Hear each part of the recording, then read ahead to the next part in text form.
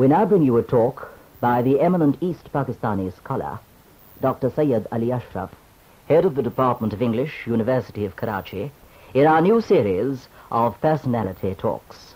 When the Battle of Plassey was over, and the British had got a firm foothold in the soil of Bengal, Bihar and Orissa, the Muslim community started suffering setbacks in every sphere of life, and Hindus started dominating the cultural scene. By 1857, Hindu dominance in Bengali culture had become an established fact.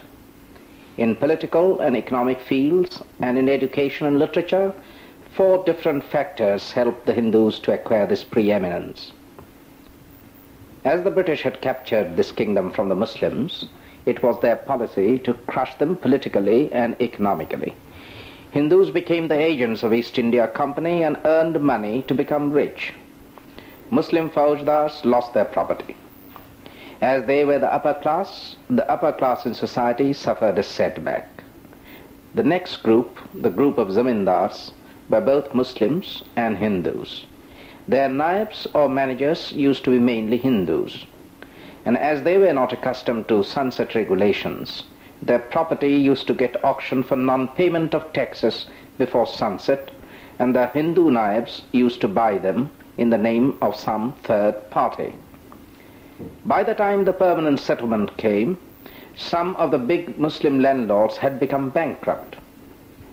Secondly, Muslims did not accept Western education because the Maulvis preached against the language and culture of the non-Muslims, that means the British. Moreover, Muslims had dreamt of retaining and strengthening the Mughal Empire and of crushing the British. Therefore, they themselves considered it degrading on their part to have their children taught in missionary schools. This attitude was further strengthened when they realized that the missionaries had come out to evangelize them. The third factor was the educational policies pursued by the British. They had decided to adopt English as a state language and the medium of instruction in schools. Thus, overnight, they turned the maktabs and madrasas into inferior types of schools whose products would not be fully qualified to hold important posts. They did not even modernize the courses of Calcutta Aliyah Madrasa. On the other hand, the Hindu college was turned into the Presidency College, and their children could get top jobs. Along with this was the filtration policy adopted by the British. Education was to filter down the social scale. As the Muslims had become poor and the Hindus rich, Western education could at first reach only the upper structures of the society. Bengali Hindus, therefore, could reap the benefit, not Bengali Muslims. The fourth, and an equally important factor, was the abdication of the literary field by the Muslims.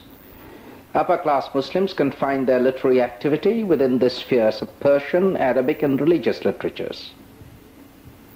Only among the middle and lower classes there was an attempt to maintain the older literary traditions. From 1857 to 1947, we notice a new period of conflict, adjustment, and renaissance in Bengal.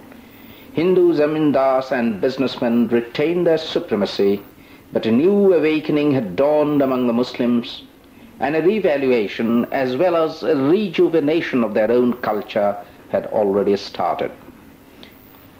One important and significant feature of this cultural complex was the contribution of the common secular education imparted by the British. The pull of the religions and the social ties were so strong, and the economic and social conditions of the two communities as communities were so different that they could never get merged into one Bengali community. Their sensibilities and response to life round about them were different. For example, when Bengal was partitioned in 1905, Hindus wanted the undoing of the partition, Muslims did not. When the proposal for the establishment of a university in Dhaka was broached, Hindu leaders opposed it, but the Muslim leaders welcomed it.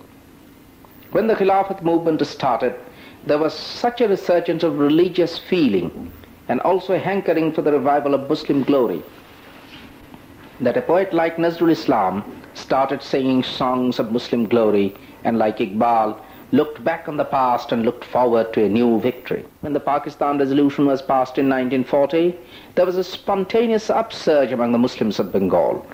The secularist forces did not get any prominence, and the pro-religious groups ultimately led the whole country. People stood united and fought for that unity. The sensibility became so charged with pro-religious sentiments that there was a general hankering for the creation of Muslim Bengali literature which would voice the sentiments and sensibility of the Muslims. This led to a reassessment of the traditions of Bengali literature, a revaluation of past writers neglected by Hindu scholars, and a recreation of the history of Bengali literature. It is this sentiment that led to the victory of Muslims in Sylhet referendum, which brought Sylhet within the fold of East Pakistan. We thus see that culturally Hindus and Muslims of Bengal never got merged.